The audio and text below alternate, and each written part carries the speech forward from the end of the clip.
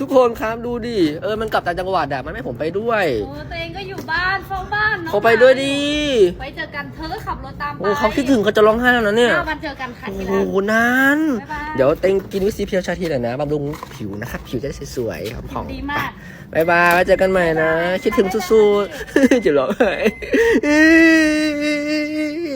และในที่สุด ผมก็เป็นอิสระสักทีอดอั้นมานานแล้วเดี๋ยวผมจะ ไม่ขาดคำเลย